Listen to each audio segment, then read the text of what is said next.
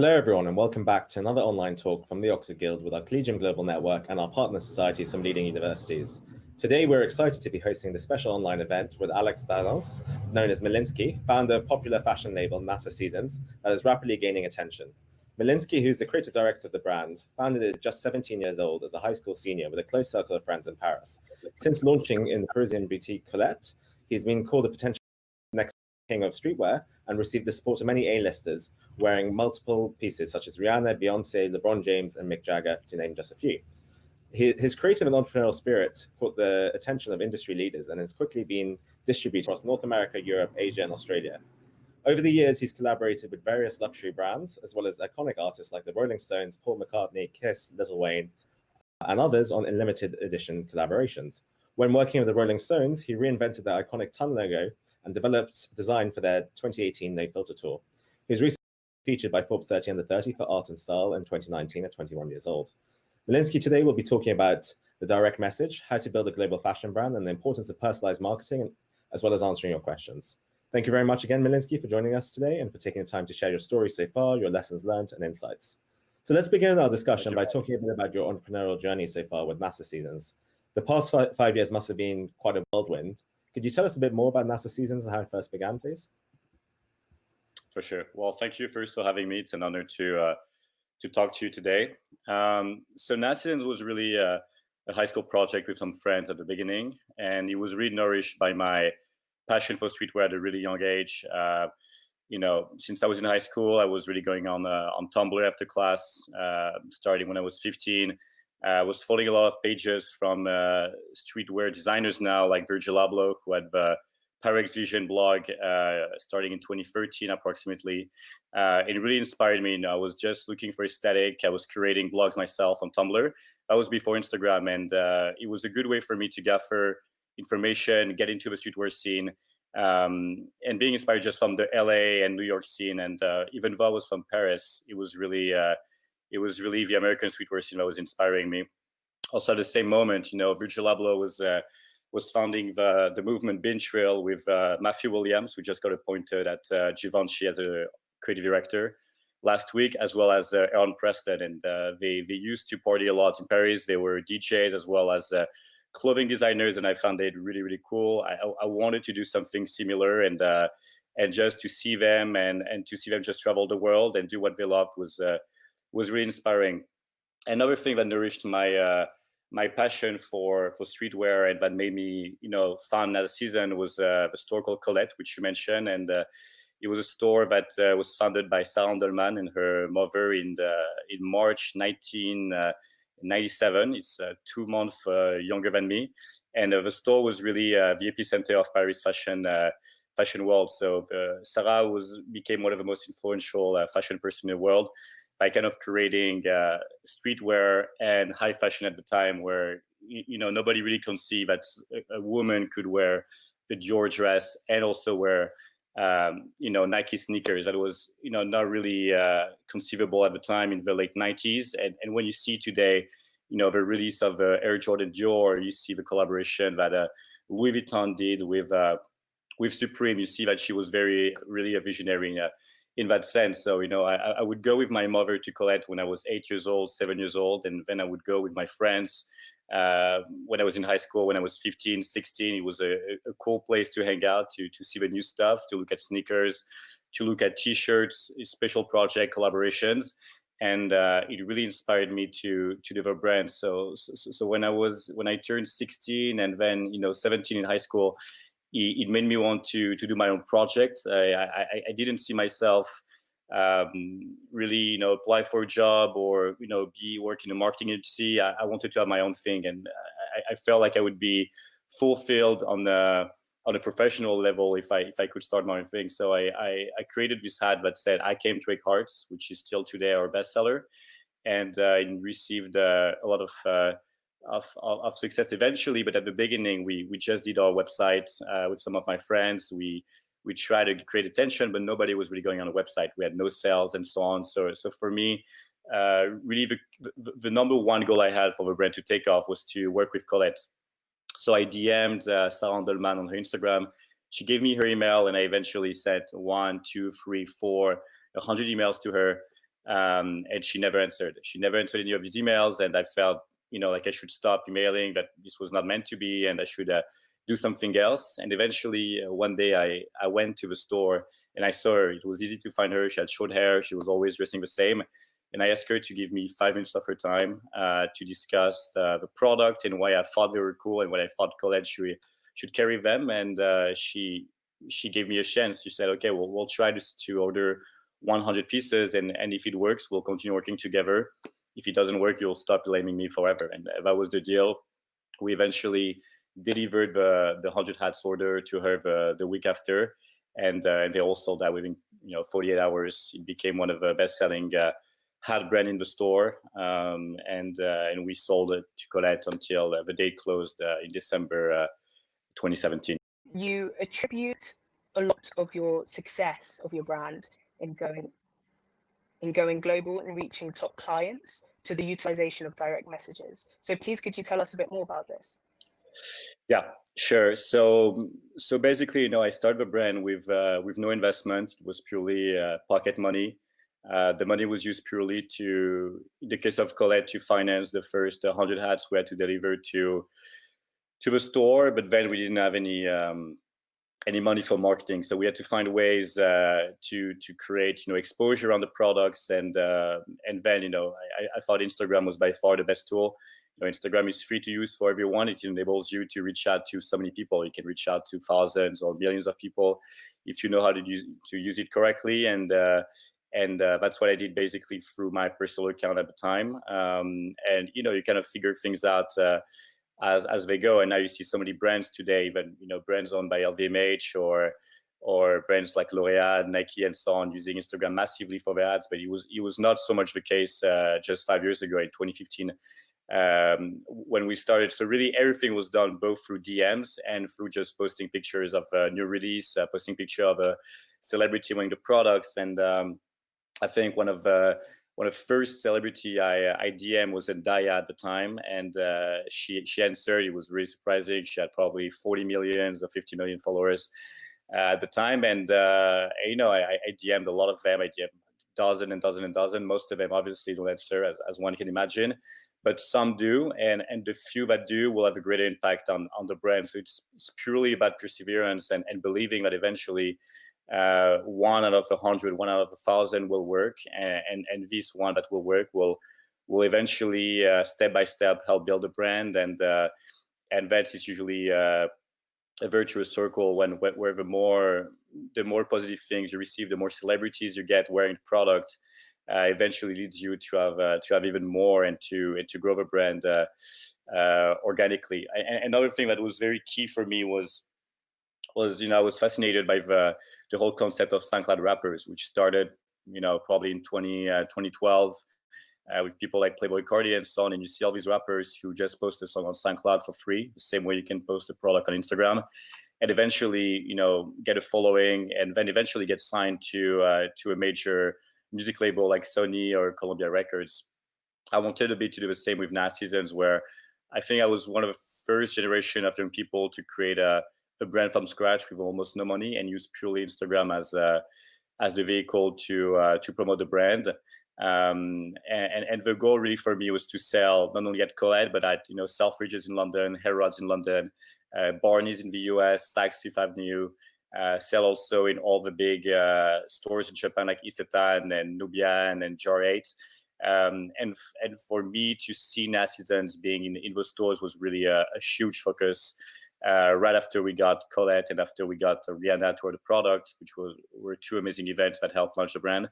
The focus really was to construct a really strong retail, business. So I kind of studied, where Saint Laurent, where Givenchy, where Balenciaga was selling, and you kind of figure, they all sell in the same, 300 stores around the world in North America, South America, Asia, Australia, Africa, and Europe, obviously, and kind of contacting all the stores one by one, sometimes through DMs because you don't have their emails. Sometimes you go on their website, and eventually, step by step, we were able to grow the wholesale network of our brand from just Colette in July 2015 to like 25 stores by June 2016, And right now, over 70 stores around the world who regularly place orders for our products. And did you always know you wanted to go into fashion? No, not at all. So I didn't know, I would say, until really 6 months before I found an NASASEASONS that I wanted to do a clothing brand. It was not something that I envisioned to do before. But I would say I had this an entrepreneurial spirit in me since I was young. I remember I co-founded a radio podcast with a friend when I was 13 years old, which was decently popular within the high school at the time, and we talked about politics, sport, just culture in general, and it was really a great experience. And we stopped just after less than a year, but it was great to do something outside of school. Even eventually, the year before NASASEASONS was founded, a friend of mine from my new high school, which was a bilingual high school, wanted to be a rapper, and he posted already some song on SoundCloud, and I found it super cool that someone my age wanted to do music. So he was 16, I was 16 as well.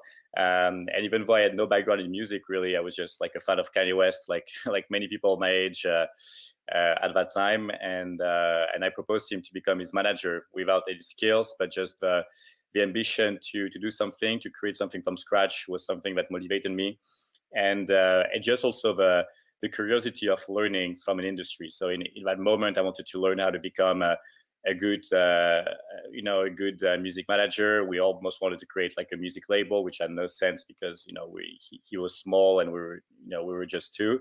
But just the motivation and the ambition to create something from scratch was something very important to me. And the same factor applied when I did NASASEASONS, where I had no background whatsoever and had to create a product, make a product produced in a factory on the other side of the world, whether it's in Europe, Asia, or in the US, file taxes, contact stores, and create a lookbook. All those things were kind of learned. We'll self-learn at a moment. But I think thanks to internet, thanks to Instagram, anyone can self-learn any skill, can acquire any skill, whatever it is, and also you can start a business using Shopify as a platform. You can become a popular music artist using SoundCloud for free. All of those platforms are easy to use. They're accessible at any age, accessible anywhere as long as you have Wi-Fi. So yeah.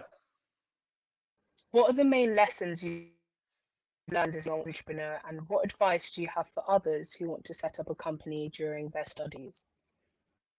Yeah. So, well, just in entrepreneurship in general, I think you need to, first of all, I mean, it's very basic, but you need to really love what you do, because, when you're going to start a project, most likely, your friends and barely your friends sometimes are going to support the idea and maybe going to say it's a waste of time and you could do something else. You should apply for a job. You should focus on school and your SATs and so on. So it's really about being passionate and being sure you really love what you're doing. So in the case for me for fashion, as I mentioned, I was on Tumblr and I was kind of into that scene somehow for the past 2 years. So it made sense eventually for me to start the brand, as I had background, and it was just a hobby for me to follow streetwear like many kids do, and it was enjoyable. Even if I was most likely to fail and nothing was going to happen, it was just something that was fun to do outside of school. So even failure was not something scary. It was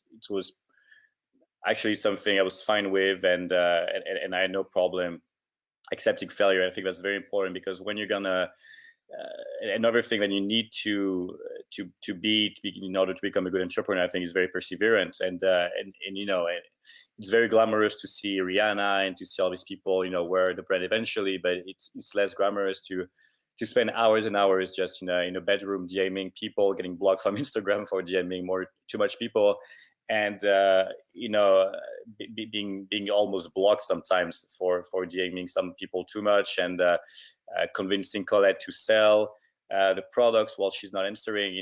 It's tiring. You feel lonely sometimes, and that's why you actually need a good team to surround you to go through those difficult moments. But if you're perseverant, it will pay off. And I think it's probably one of my biggest qualities, I would say, is really to have tried and continuously try and think anything is possible. And you might sound very naive and sometimes even stupid to think, crazy thing can happen, but eventually sometimes they do. And it's important to believe, to have faith in your capacities, but just faith in general with potential outcome. And advice that was, really important for me as a fashion brand was when I asked that same question you're asking me to James Jebbia, the founder of Supreme. When I had the chance to meet him at a Nike opening event in 2017, he told me really to instead really focus on the marketing. You should focus on the product. And it may sound crazy for a brand like Supreme, who's all about hype, who's all about really the marketing. They sell box logos with the name of a brand on a white T-shirt, and the brand becomes so popular. So obviously there's a ton of great marketing made behind the brand, but when it makes sense actually. If you create a good product, whether it's a T-shirt, whether it's an app, whether it's a French baguette, whether it's a pen or book, if the product itself is good, you don't need to intensely think and be worried about the marketing. Things will be, I think, relatively organic, and the growth of a product, there will be still a good word to mouth created around the product. So really have faith in your product and really be passionate. I think those are the two keys to succeed no matter what. And who are your inspirations or biggest influences in the fashion industry? Well, there's several. I think when I was younger, it was definitely Virgil Abloh. And I think I was lucky to discover Virgil Abloh really early on. I think I discovered Virgil when he had the Pyrex Vision blog. That was in 2013. He was still working for Kanye, and he started his first solo project, which was the brand itself, Pyrex Vision, named after the blog. And I think Virgil was very inspiring at the time, and still is today, but on a different magnitude. But at the time, I thought he was cool because he was relatively small. He was a very niche figure in the fashion world, and a lot of people know him, especially in Paris, where I came from, where streetwear is less popular than in New York or LA. But I think you could tell how passionate he was and how much he cared about the culture, and he helped me to realize something very important, is that despite how small something might be, despite how niche your interest might be, maybe streetwear, just making a T-shirt or making a sneaker, if you're very passionate and you can convey that passion into a product and into your story, you can be very successful. And I think when you look at how Virgil branded himself on Instagram and the story he writes, every caption he makes for the new products and everything, he always mentioned relevance and the context in which the products were was made, and sometimes you can see a very minimalist T-shirt. You can see by Off-White, you can see the rework he's done on some Nikes with a 10 collaboration he did with Nike. The way he tells the story behind the product is very interesting, and I find it very inspiring. And when I was working with the Rolling Stones 2 years ago, for me it was hard to work on the tongue, because the tongue is such a famous logo, not only in the music world, but just any logo in general, next to Apple, next to Coca-Cola, or next to Amazon logo. But looking at how Virgil branded and thought of the process of creating something new, was helpful for me to make something new from something famous, and feel confident about the new version I was making. Another influence I think that kind of grew for me really recently was Honey Fig, who owns the store, the chain of stores and brand Kith. He was based. He's based in New York. He's born and raised in New York, and I really like his story as a New Yorker, as someone who always tried to represent his city through his work, and was always inspired from his childhood, from what he knows, and who just has a pure love for his neighborhood, for where he grew up, and try to pay homage through his brand to his roots. And I find the overall mission statement and the vision of a company of Key very, very interesting. And also, as I try now to do a sneaker collaboration with some brands I'm in talk with right now. I'm a great admirer as well on the design perspective of the sneaker he's been making with New Balance, with ASICS, with Nike. I find him very authentic, very true to himself, and also he seems to be a huge hard worker. Which is a value I highly value. Fantastic. Thank you very much for that. We've had some questions come in from the audience, so it'd be great to move on to that. So the first one, let's start with Tanya, who's reading Modern Languages at Oxford, who asks, what made you want to work in the fashion industry? Yeah. So, I mean, really, I couldn't tell you. When I was 5 years old, I was not, or 10 years old, I was not thinking of going to the fashion industry. I was not interested in runway shows, or I had no interest whatsoever really in fashion. But I found it gradually very interesting the way streetwear was emerging as a real category of fashion, with brands like Stasi, who was founded in 1980, and Supreme, who was founded in 1994.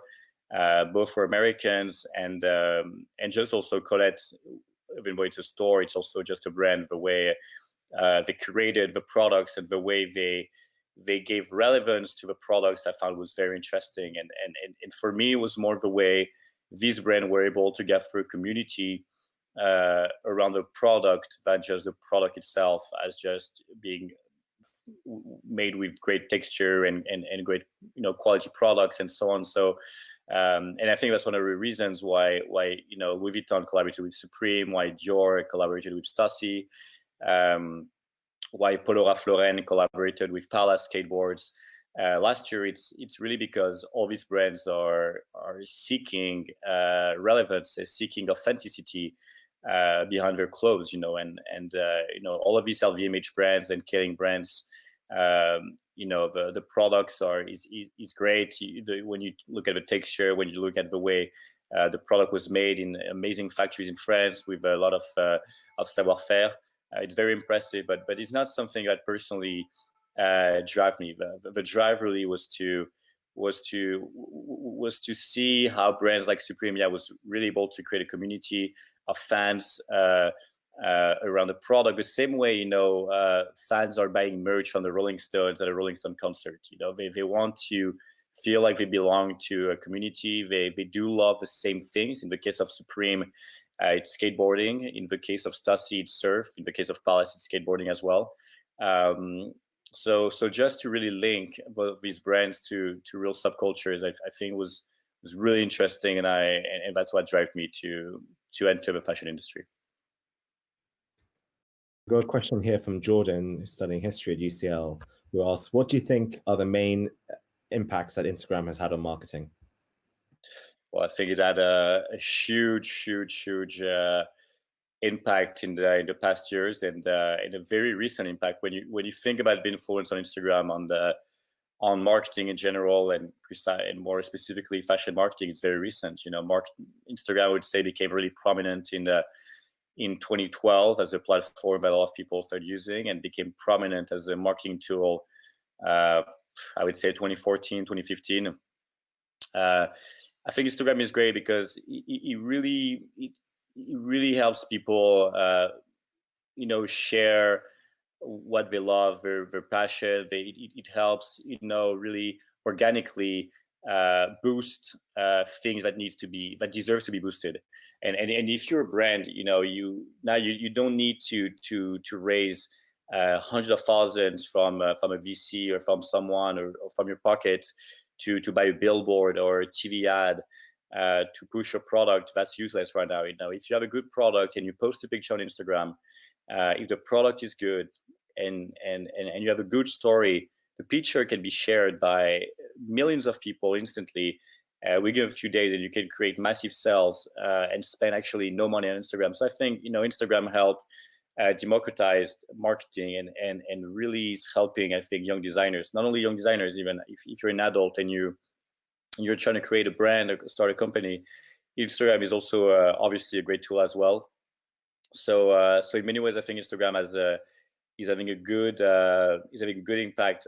I think also Instagram enabled so many young people to start brands nowadays. And if I scroll through my Instagram today, my Explore page, I will see probably 10 to 20 to 30 new brands popping up from all over the world every week on Instagram, which is a great thing. And I'm really excited to see that happening. And I think new is always good. But some of these brands are sometimes unique and great. Some of these brands are not so great, and sometimes they kind of, I call them copy paste brands. They kind of just copy a style or a trend that's going on, or they're trying to be like an Off-White 2.0, and that's a bit of a shame. But obviously you'll kind of find everything on platforms like that.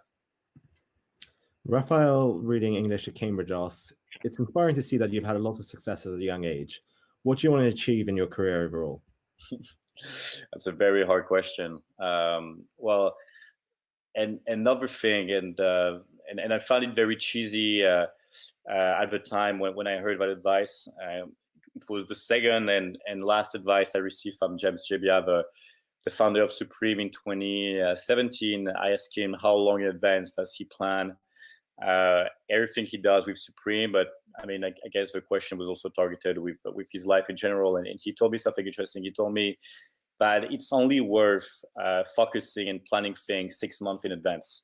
And that advice was valuable for me as a creative director and co-founder of my clothing brand, NASASEASONS. But I think it was also very much relevant for my life in general.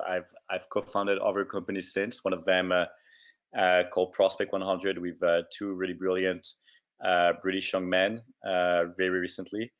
And I never thought I would create this company, but I'm really happy I did. And this was a good surprise. And I believe really life is made of surprises, and you need to provoke those surprises.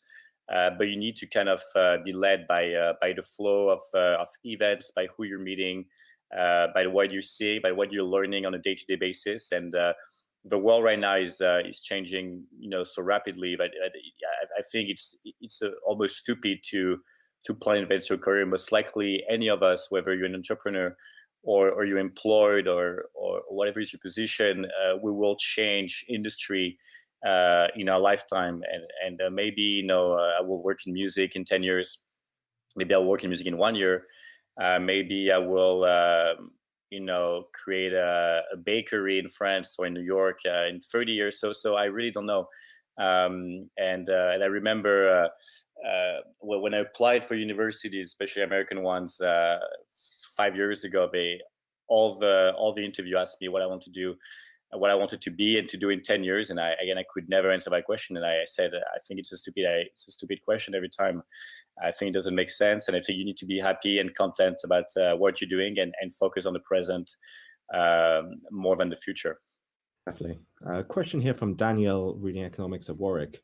What's your opinion on sustainability in fashion? There's been a rising demand for sustainable solutions in fashion. So does NASASEASONS plan to focus on this more?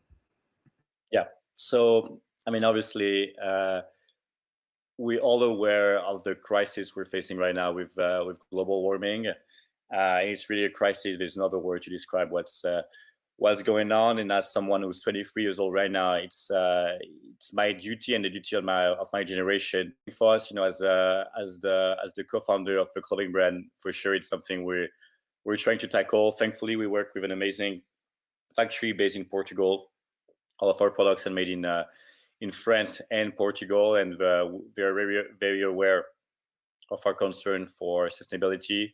And they also work with brands like Balenciaga, Saint Laurent, Kenzo, Balmain. So big fashion brands that also want to tackle this issue as much as we want to do, thankfully. So this is definitely something we try and implement. We've already started implementing on our FW20 collection, which we're going to deliver in a few months, in 2 months during the summer, and it's something we're going to go towards more and more. Great. And we've got a question here from Alia, studying maths at Imperial, who asks, do you think there is enough representation of people from ethnic minority backgrounds in the fashion industry? It's a really good question. Not enough, and there will be never be enough. I believe, but I think right now fashion I think is going in the right direction in that regard. And actually, thank you to Kanye West for that, because a lot of the renowned designer, Afro-American designer, that became really popular the past years were mentored by Kanye 10 years, 15 years ago. When you look at Virgil Abloh, who's a creative director at Louis Vuitton now, who founded Off-White. When you look at Samuel Ross, who founded the brand Coldwell, who I believe will eventually be appointed as creative director to a big luxury house. When you look at Aaron Preston, who did the brand Aaron Preston, you see that more and more Afro-Americans are being appointed to key position in the fashion industry. I think at the ownership level, to be very frank, all the fashion houses are still very much owned by the same people. A lot of them are French, but I think they are very conscious of the need for more diversity and the need to include more people of ethnic minorities at high position, whether it's in the management or whether it's at a creative level.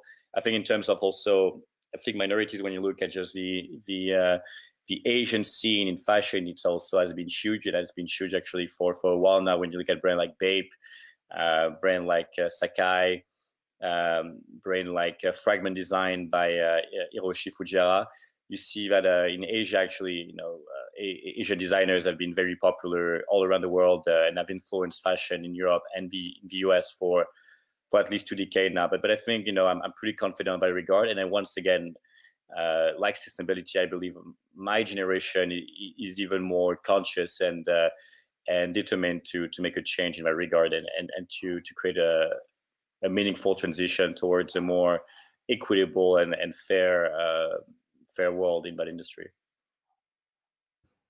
And Sophia, reading classics at Oxford, asks, do you think that social media has improved people's lives or detracted from them? Is it a clean trade-off between mental health and convenience? Yeah. So I believe, like anything in life, it's all a question of balance. And when you use something and you consume something to an extreme, it's never good. So I think social media is the same. Social media, I think, has brought as able to connect us together. It is able to to make the world smaller in some extent. I use social media every day. I've benefited from it, like a lot of people, on a personal level, by keeping in touch with friends. When I studied in college in the US, I was able to keep in touch with my high school friends from Paris and so on. And definitely with business, it has been a major tool for me to grow my business, and it was free.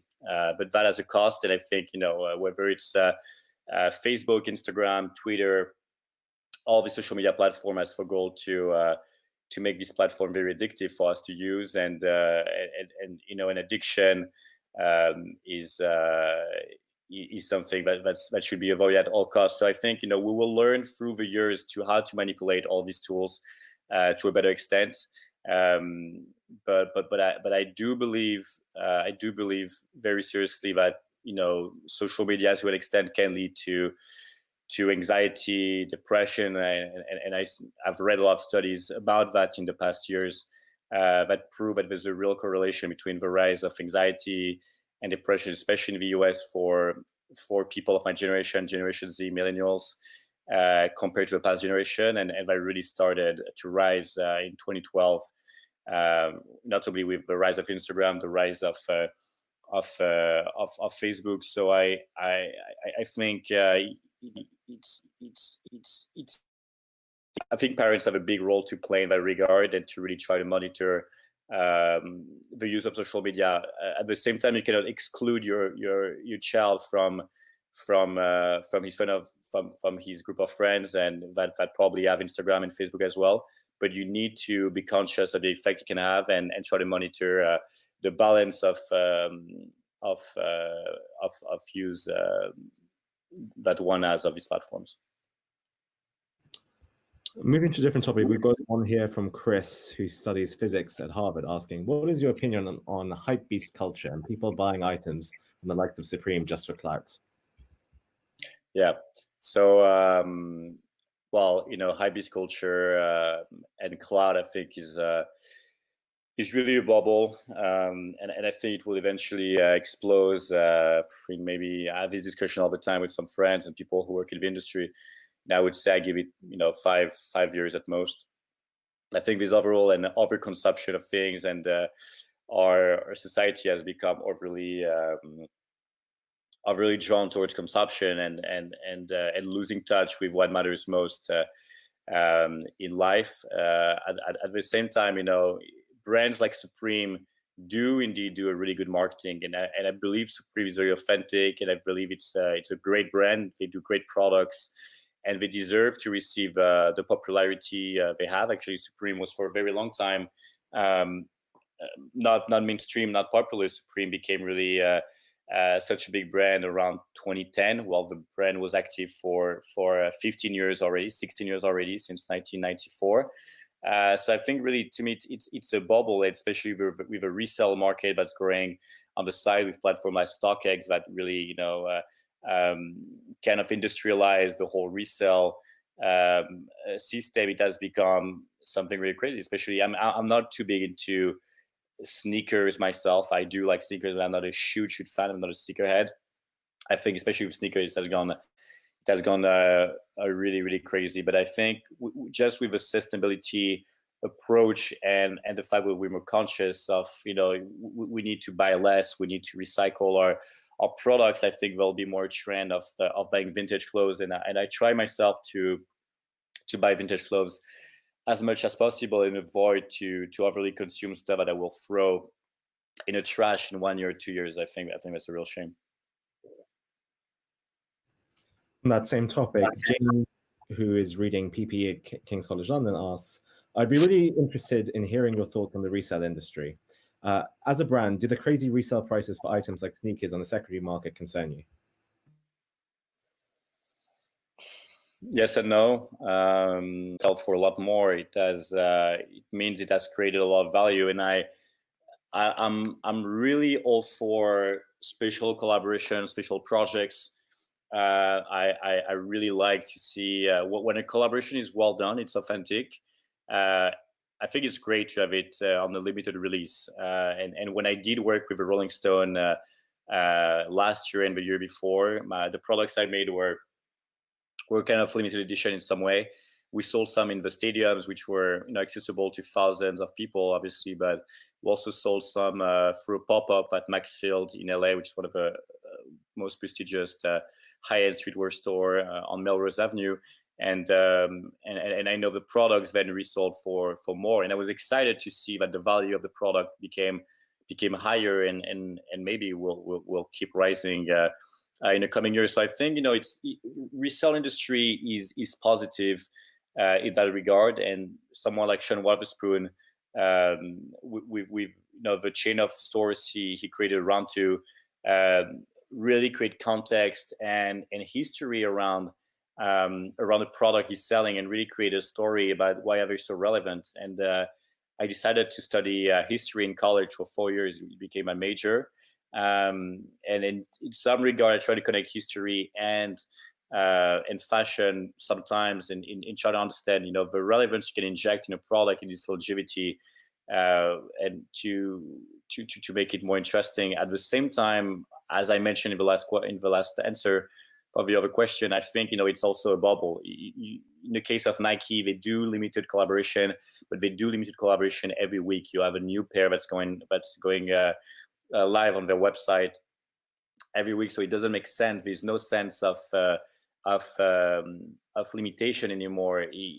If you can get now Yeezy, you will get a Yeezy, which was not the case when Kanye launched the first Yeezys with Adidas in 2015. So yeah, there are pros and cons, I guess, to this question.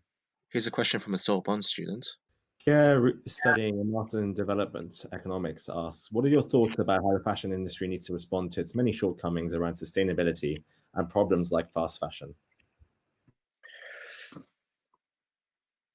Well, I think, first of all, there should be a sort of like a syndicate or something that helps all the groups, whether it's LVMH, Kering, the groups that own Zara, which I forgot the name, Farfetch, and all of these, major group that owns a lot of the biggest brand in the world. They should all come together and try to solve this issue together. And I think they do have the money, they do have the resources. They do have enough smart people working for these companies to together jointly tackle this really pressing issue and find answers and also help smaller brands like mine, NASASEASONS, but even Off-White to some extent is a small brand when you compare to Louis Vuitton or Gucci, to kind of create a plan to create sustainability around all the products that are made, and to create a system that makes sense and that does not waste fabrics, and that also help recycle a lot of the products. Because when I see, for example, on a website like Farfetch, Essence, Net-a-Porter, Mr. Porter, Rita Ora, all of the stock that's left at the end of the season, all the product that don't sell 90%, but will still not sell even though we're 90% off. You wonder, where do those products go? And I've heard sometimes those products are burned in the back of a store, or burned in some random places, and it's just ridiculous. Definitely. Question here from Nicholas, who's an A-level student, asking, what would you be doing currently if it wasn't for the astronomical success of NASASEASONS? Do you feel that there is a key to success in the industry, or is that a myth? It's a good question. I actually never asked myself the question, what would I do if I didn't have NASASEASONS right now? I would hope that I would be part of another entrepreneurial project with a great group of people, and that I would be happy about it. But I honestly don't know. I really didn't see myself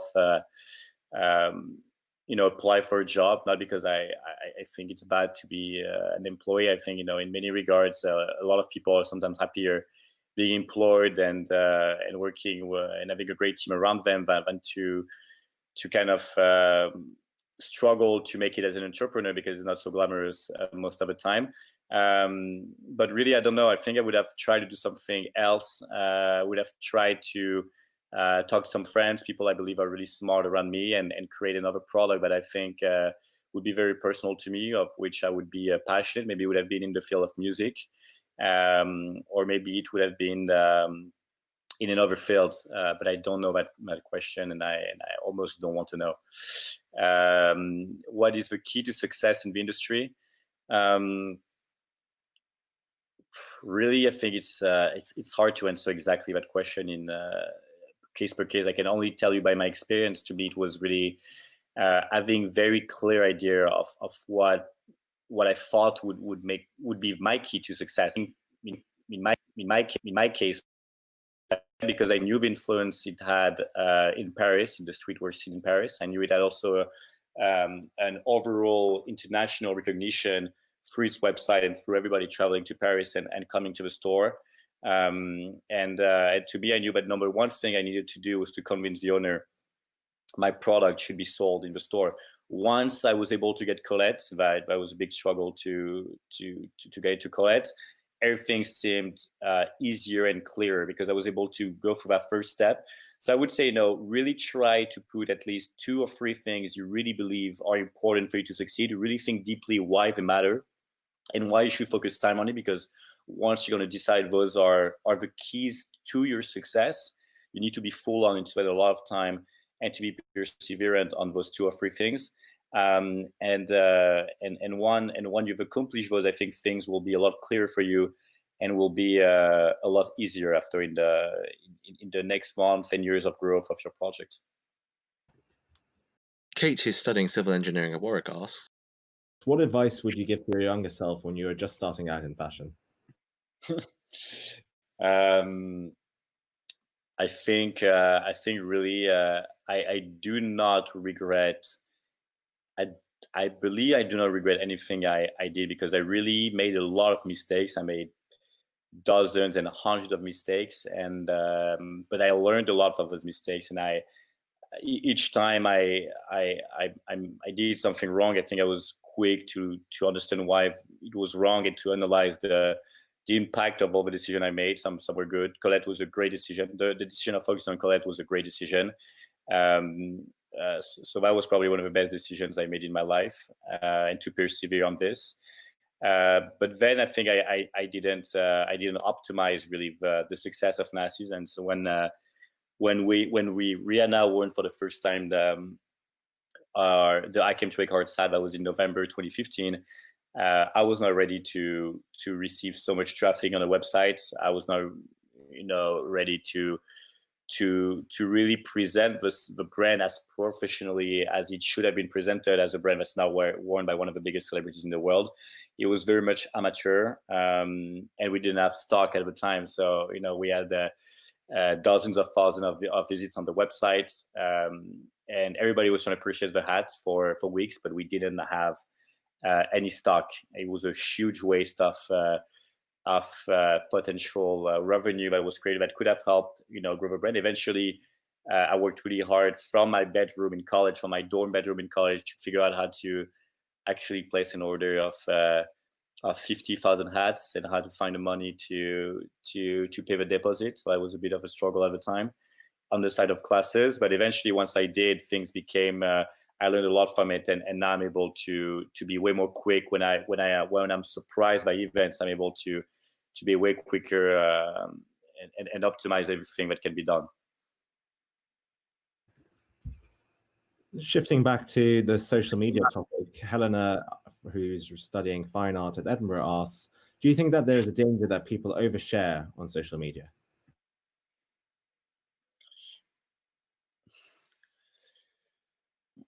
Yeah, well, I think just anxiety and the struggle to make a sense eventually of why are you on social media, and you have to be in some way. Social media nourishes our narcissism, I believe, and it fills our ego in a negative manner. It really put the light on us more than anything.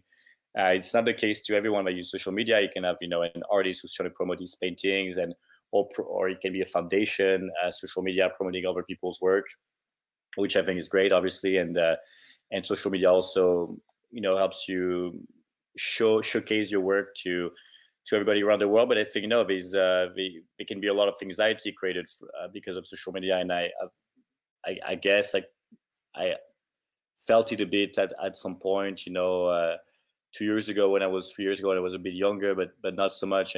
But I see sometimes friends of mine who are influencers on Instagram who literally make a living off being influencers, and they take that very seriously, and they spend a lot of time creating some beautiful content, but inspiring to many people. And they have 1 million, 2 million followers, 500,000 followers. They're way bigger than me on social media, on Instagram specifically. But they have huge anxiety, and they need to portray constantly this amazing image, this happy image, how great their life is. It's their job to show that, and some of them make a lot of money through ads.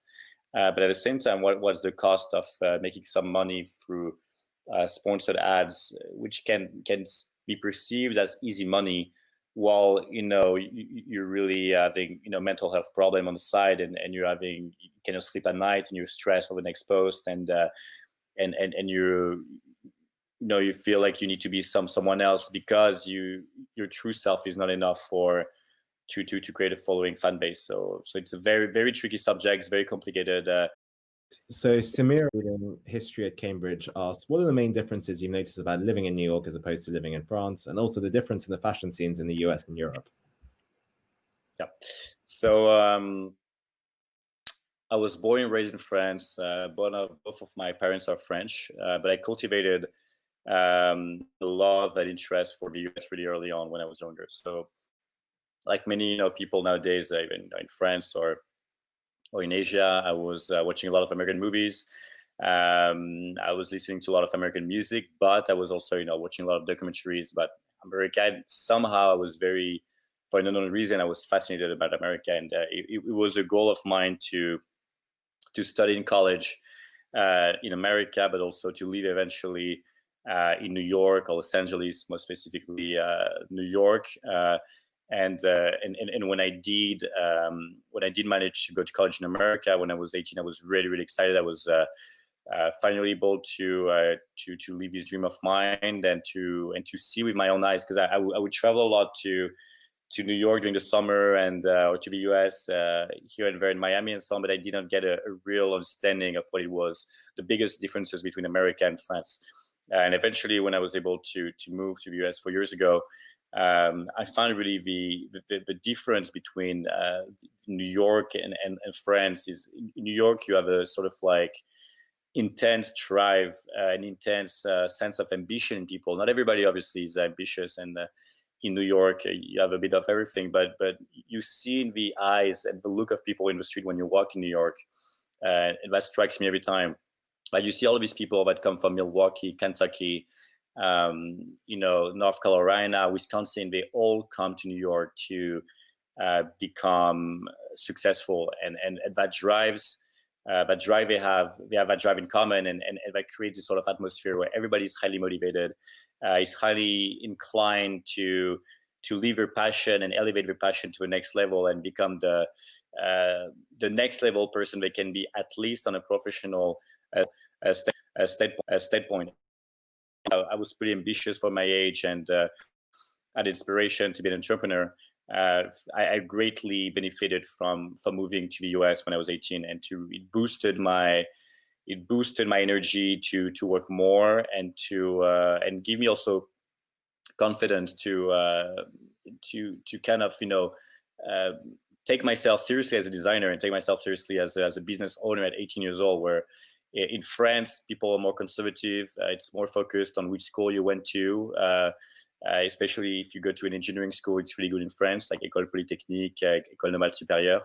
And it's not so much the same in the US. You can go to a great university in like Harvard or Yale, but I believe they would respect as much someone who became, the owner of a company that does a pen or that does chairs. But if you become the best chair maker in the world, you'll be as respected as almost someone who find a cure to like a vaccine or something like that. Because if you become the best at something, it's worth something. And even though that thing might be insignificant, in my case, I'm selling hats, so from my perspective, it was hard at the beginning to be taken seriously by my peers. And some of them went to Harvard, went to Stanford, went to Oxford, went to Cambridge, went to amazing university, went to École Polytechnique. And on the side, I'm doing hats. I have a clothing brand. Yes, I'm selling at Colette. It sounds exciting, and when you're in the fashion sphere, it's pretty impressive. But we're talking about going to work at Goldman Sachs or McKinsey and do like the traditional consulting banking path. So, but when you're in the US, you're really boosted, and you're really in. It pushes you to continue what you do and pursue your passion, and that was really crucial for me. So I believe that if I stayed in Paris at that age, so when I was 18, I would have not gone as far, and the brand would not have gone as far. I would have lacked confidence, and I needed that confidence to persevere and go the extra mile. And going the extra mile is what really differentiates good work to great work, and something that eventually becomes impressive. In terms of the fashion scene, I think Europe is still to this day, in Paris, Milan, and London are the fashion capital. And even if you look at people like Virgil Abloh, who come from Chicago in the US and has lived most of his life in the US, for him it's still a dream to present his new collection in Paris, to do all the runways. So in that sense, the fashion scene in Europe has this heritage aspect to it that makes it very prestigious and it's exciting. At the same time, I feel there are more and more designers from LA and New York, most specifically LA in the past years, like Mike Meary, Ruji from Rude, Mike Kaiser, one of my friends who has the brand Kaiser Clark. They're all from LA, and I think the aesthetic they built around California and Los Angeles is really, really cool. And I think they benefit a lot from the newness that's created by the LSE. Everybody's starting. LA was not known for fashion. Now it's starting to be something, a hub for young creators. So I think there's a great energy that's starting to develop in LA in that sense. So both things are good, and but for different reasons. Speaking of Virgil Abloh, Daniel, VP at Oxford, asks, The likes of Virgil Abloh were in their early 30s when he founded Pyrex Vision. When you started NASASEASONS at 17, how did you convince stores and influencers to take you seriously?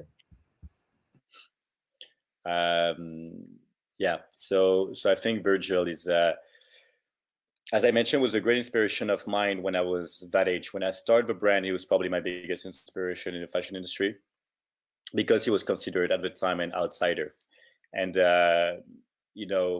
we didn't grow up in the same cities. We don't have the same social background, but we both shared that, at the time he was into streetwear. I eventually became fan of streetwear. And when you're trying to go to stores like Barney's, when you're trying to go to institutional stores like Galeries Lafayette in Paris that solely would carry, Dior, Saint Laurent, Louis Vuitton, Chanel, all these brands, suddenly you say, hey, I'm doing hoodies with Pyrex Vision on it, and Pyrex is inspired by the crack culture and basketball and so on. There is something that's very modern and very cultural and embedded in the US, for example. In my case, hats with statements, and while the product of the hats and the statements could be good and eventually became a commercial success, it's hard to convince those stores at the time because they're so accustomed to playing it safe with the big brands. And eventually I feel suddenly now it's the opposite, and now you see the stores kind of almost having quotas of, we need that many young cool brands because the young cool brands are necessary for the store to sound cool and to actually help us sell the older brands. So now it's kind of a reverse system where the store try to convince younger brands like Antisocial Social Club to sign the stores, while Antisocial Social Club will say, no, I want to purely sell on my website. I'll have bigger margin. I do not need your support. I have a huge Instagram with 2.4 million followers, and that's enough to sell directly to the customer. And where you see the state of a retail industry right now, it's at a really a critic stage where Barney's gone bankrupt last year. Saks Fifth Avenue is going bankrupt right now. I believe a lot of stores will also close in the coming month and years, especially with the pandemic right now. That's unfortunately not helping the situation, and also especially for small boutiques in Italy and Spain we work with, who are struggling right now with having no revenue this season. I think really a way for us to convince the brand was really social media. And with social media, you can say, hey, look, I have that many followers. Those followers are potential customers, and you can see the engagement they have on the product. You can see they want the product. Well, if you carry me, you'll have my followers purchase the product. It's as simple as that. And that was not a possibility 20 years ago, when a young designer could not prove he had potential customers lining up that will buy the product. It was purely a bet that the buyer of the stores was making. And yes, I do believe this product will work. I do believe in this designer. And sometimes they were right, sometimes they were wrong, and sometimes they would purchase an order from a brand that will not sell. So I think now it's there's more clarity and transparency on who deserves to be in a store and so on. I think it's more fair, thanks to social media. So we've got a question here from Claudia Law at Oxford, who's also studied previously CSS PPE at Wesleyan New York University. She's class of 2018 and says, go Wes. She asked, as a history major, I was wondering whether you've had to hire experts/consultants with financial acumen as your business grew bigger, or have you always had this acumen/knowledge yourself? Yeah. So when you start a business, and in the case of NASASEASONS, which is at the beginning is just a hat brand, you realize very rapidly that having a brand is not just about making one hat, a simple in a factory, send it to Rihanna, get Rihanna to wear, and post a picture of Rihanna on Instagram wearing the product. There's a whole chain of event that needs to happen. I think I was frozen. Yeah, sorry. No, sorry. And so you realize all the things that needs to be put in line together to make the business work. And I kind of had to self-learn all these things. I think the biggest challenge was just the production. The production is a massive part of a fashion brand. When Rihanna wore the product, as I mentioned, We didn't have enough stock. We were caught by surprise, and it was in some way dramatic on a business perspective. It was really amateurish. And when I told the story to some business people and to some consultant, they went crazy and said, "This is the stupidest situation. It's a shame for you, but you were not able to leverage correctly at the time the dairy and our product financially, optimize that." But no, I had to learn, and I didn't, even when the brand started making money, I was too scared of hiring the wrong people and of these potential experts to not really know what the business was about. I tried as much as possible to create exclusivity around the product. So while I was trying to maximize, while I was trying to make sure the brand makes money, I was also trying to make decisions that would make the brand, create longevity around the brand, create desire around the brand. And we had to control the stock available and ensure. And I think one of the biggest still to this day, business decision that was made with NASASEASONS was to refuse a deal that was proposed by Urban Outfitters, the US retail chain, in right after Rihanna bought the product. It was 2 months after we were beginning of 2016. We wanted to place an order that was worth, combined the full order, the wholesale value was $1 million US, which was huge. And at the time, we only made roughly less than 100K. Probably like 50K at the time, at that moment, turnover, since we started selling at Colette. And so, all my friends say, "Oh, you made it. You can just accept the $1 million order and you'll be fine." But I knew that if we did accept that order, we would oversaturate the market with thousands and thousands of hats at the same time, all around the US in Urban Outfitters stores. And if I did that, the brand would automatically lose popularity and exclusivity after 6 months, after one season. And also, I would not be able to sell at Colette and Urban Outfitters. Urban Outfitters is slightly less luxury than Colette, less luxury than Barney, Selfridges. So I had to make, I couldn't make a compromise. I'd say I had to say no to Urban Outfitters, and believe eventually I will be able to grow my retail network. And eventually we made that $1 million benchmark, not in 6 months, but in 18 months. So it took like triple of time, but the brand is still here today. We're still in growth, and that's thanks to this decision. So I believe that I thought I needed to, while I knew I was doing business mistakes, I knew I was in the best position to make business decisions, because I knew streetwear better than an expert who might be like 40 years old.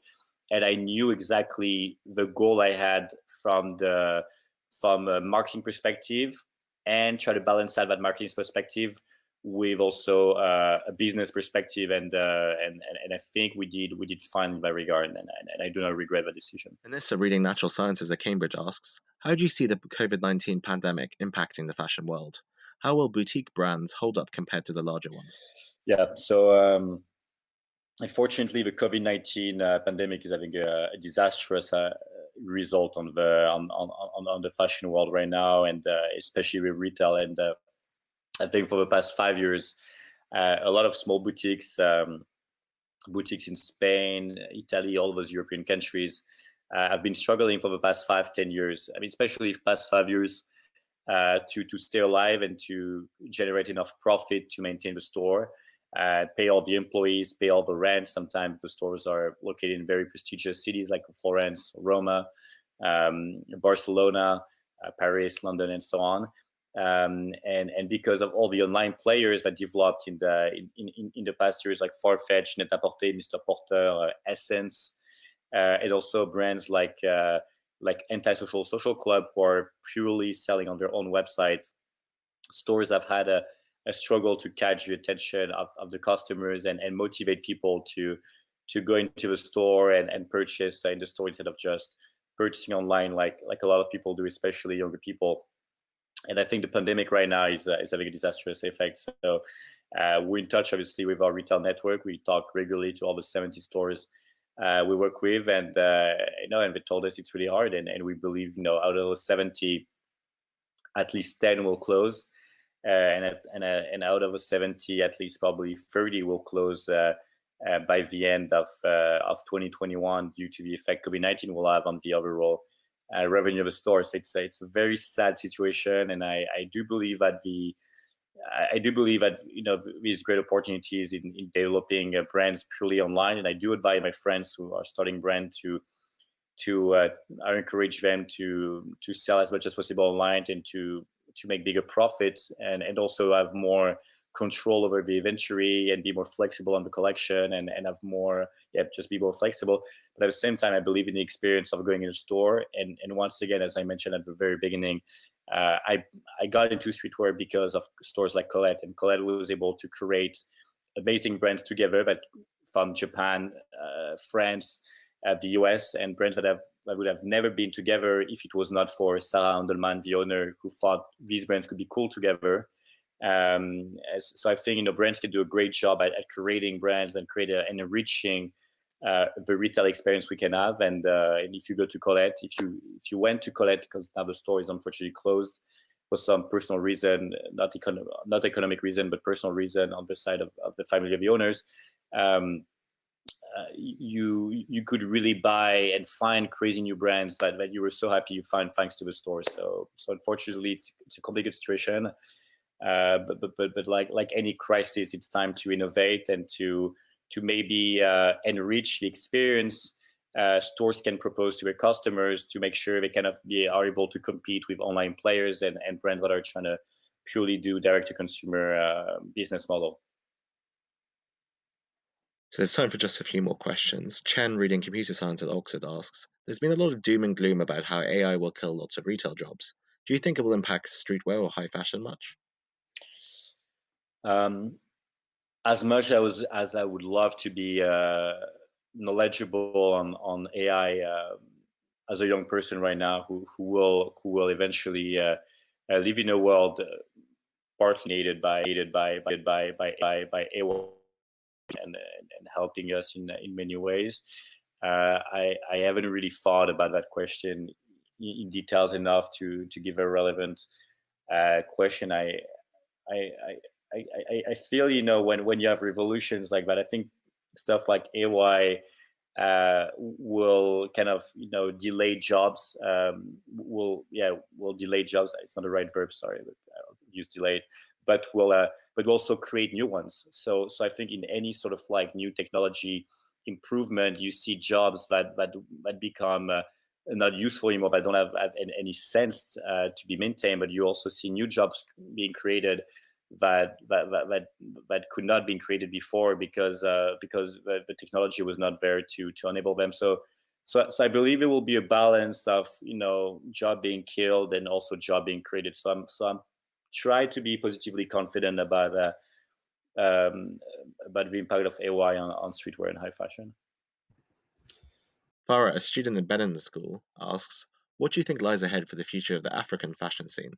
Can we expect any collab of NASASEASONS with African brands? Yeah, so one thing I know, one story is that we do showrooms every season with NASASEASONS in Paris. We won't do one, unfortunately, this year because of the pandemic. We'll do Zoom appointments with the buyers. But more and more, we actually saw more African concept stores, especially from some South Africa, being created and meet with the buyers and hear from the buyers kind of the growing interest in Africa for streetwear and for just fashion in general is really, really cool. And all of these buyers were between 25 and 35 years old, so young people roughly my age or a bit older. And it really made us conscious, that there was a development of fashion and just streetwear in general in Africa, and made us want, as a brand, as NASASEASONS, to really try to be more alert to what designer there are starting brands. And I think in any case, whether it's in Asia, Africa, or America, for me, as for NASASEASONS as a brand, it's interesting to collaborate with people that can provide an outside perspective. And I think there are great authentic collaboration that can be created by partnering with brands from African brands. And I think as a brand, it would be amazing for NASASEASONS to be one of the first brands to do so. So I'm really alert on that for sure, and I believe there's great development to be made in the coming years, and I look forward to see it. Great. Last couple of questions here. Aaron, who studies maths at MIT, and he asks, what has been the biggest challenge in your career so far? Also, do you plan to move beyond hats? I recently saw some NASASEASON face masks. Yeah. Well, I think the biggest challenge in my career so far was to understand what was the final goal. What's the final goal of all of this? What's the final goal of a brand? But what's the final goal? Like what do I want to do? And make sure that in anything I do with NASASEASONS, I keep being as passionate about the work. And obviously, I started the brand when I was 18. I'm now 23, so it's 5 years later, and I've changed. There's some things that I did like when I was younger, but I don't like anymore. There's some things that I do like now, but I didn't like when I was younger. So I do change, and I guess the challenge is to say how is the brand evolving while I'm also evolving as a person, and how is my career also evolving with NASASEASONS, but as well as with other projects. So we were known for hats for a long time, and we're still known for hats. It's still the product the most. Starting in 2017, 2018, I wanted to introduce ready to wear. So we did t-shirts, hoodies, so like the basic garments for a streetwear brand, but also did eventually last season we did leather jeans, we did jackets, velvet jackets, we did button down shirts, and we tried to do more products. And for me, it was really cool to develop this new collection. And people, the rapper Future, I'm a great fan of, bought one of our jackets. Big Flo, the French rapper, bought some of our shirts. So we had the big celebrities to actually who loved the products, and I think our audience was both a bit lost to see the shift from just the hat with the phrases to more graphic, ready-to-wear pieces. It was almost like a new brand. And some of them were really happy, but it was really a challenge to kind of go from just the hats to eventually the clothing. And I was really, almost, really skeptical at the beginning. Eventually, I think it was the right decision. It's always, a balance on how can you, evolve as a brand and keep people interested in the product while also staying true to the roots and not going out of line to something totally different where people will not see the connection and just having an incoherent brand. So I try to really look up to brands like Supreme and Off-White in that regards to the evolution of a product range. To understand, I really learn from these people, because there's no really, you cannot learn those type of you cannot really learn anywhere how to grow your brand. It needs to be very natural in some way, while also being very cautious. And to for the final question, yeah, we are launching face mask this week actually. Yeah. Watch the space. We've got a question here from Will, who's reading economics at St Andrews. What's the origin/reason for the name NASASEASONS? All right, so there's no whatsoever reason or origin for the name of a brand, and one of the reason for that was that I didn't want the name brand to say anything and to mean anything. I was, I thought the name. I was so worried about I put so much importance on the name for a while when we created the brand, and I tried to find, a name that was able to encapsulate the brand aesthetic and nature in a name, and that was really too hard. Eventually, as a joke with friends, I came up with the name NASASEASONS, which I thought was a cool name orally and both, writtenly, and I said, okay, let's just go with it, and it sticks. But yeah, there's no reason, and maybe it's a bad thing that there's no backstory, but it's the truth. So, final question here from Michelle, who's reading law at LSE. As a budding young entrepreneur, it has been really inspiring to hear you speak today. What are you working on moving forward? What's the next big thing you want to achieve? Sure. So the big project, my last big project, that it's a really recent one. It's called Prospect 100. It's a project that I co-founded with two English young people, Harry, who's 20 years old, and Adam, who's 18 years old, so very, very younger than me. And kind of looking back at my journey and back at my entrepreneurial journey as a young person, I really thought there are so many people like me as designers and or that are in the field of music or that are in the field of tech or engineering and so on, and I really need like confidence and boost. So we created this company called Prospect 100, which is an empowerment youth company. The goal mainly is to provide opportunities to young people by connecting them together first, as connecting young passionate young people with other young passionate young people from all over the world. Also connect them with industry leaders from music, tech, engineering, design, with companies, and make sure they have the opportunities they deserve. So we started with doing online competition. The pandemic actually motivated us to do these online instead of physically, to touch as many people as possible, and to enable as many young people really to do it. So it's only focusing on young people age 21 and under, and we started the music competition on May 5th, and we took the decision of doing it just 2 or 3 weeks before. We emailed hundreds and hundreds of musicians, managers, and eventually we were astonished by the number of great people we had who were willing to be part of a judging panel. So we had Guy Holmes, who was the ex-manager of Stevie Wonder. We had Polo Molina, who was the manager of the Black Eyed Peas. We had Danny Zook, who's manager of Migos. We had Guy Gerber, who's a friend of mine, a very famous DJ who collabed with Puff Daddy. We had Kimberly Davis, who's the singer of the iconic disco group Chic. Theophilus London, who's a friend of mine as well, an amazing a rapper and singer, done a lot of songs with Kanye and A$AP Rocky and so on. And so we're able to get through 20 amazing judges to judge the entries of thousands of people who applied to the competition over a month. It was free to apply. It was online on our prospect100.com website, and it was an amazing experience. And for me, as the co-founder of this project, alongside Harry and Adam, it was an amazing feeling to hear all of these people who did a song for either upload a song they already did a year ago, 2 years ago, or a song just for the competition, and that had maybe, even if it was uploaded a year ago, only had 300 or 30 streams sometimes.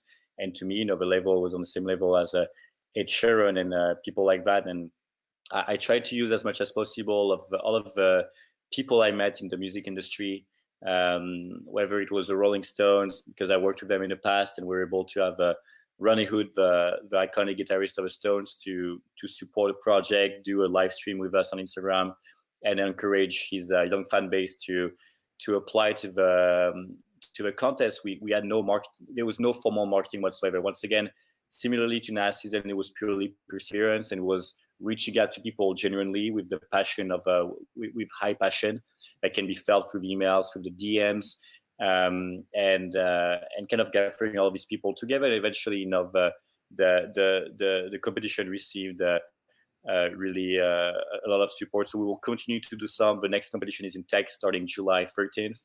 The one after will be a design one, which of course I'm very passionate about. Obviously, we already have some amazing brands confirmed to sponsor the event and to actively boost everyone who'll be applying to the design competition. And then eventually we'll do an engineering competition in November 2020. So we'll do 4 competitions every year. Those are free to apply. And we've been in touch with school like Le Rosé, one of the most prestigious boarding school in the world, schools in Paris, my own high school, École Jean Manuel, as well as schools in England, who all are really interested. We also had a call with the International Baccalaureate, which is the baccalaureate which I did. It's available in 5,400 schools around the world, and they also want to promote our initiative to these young people. The goal really is to, passionate. If you're ambitious, design, engineering.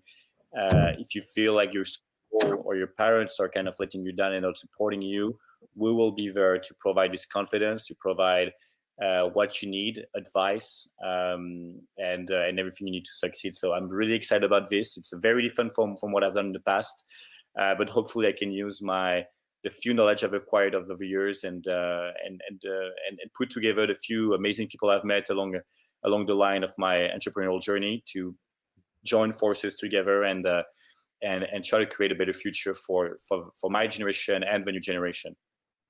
Well, on that note, thank you very much, Millinsky, for taking the time to speak and share your insights with us today in what's been a really interesting and wide-ranging session. Thank you also to everyone watching and for all your many varied and rather challenging questions. We look forward to welcoming you all again soon at our upcoming events. Thank you very much, everyone. Thanks so much for having me. Bye.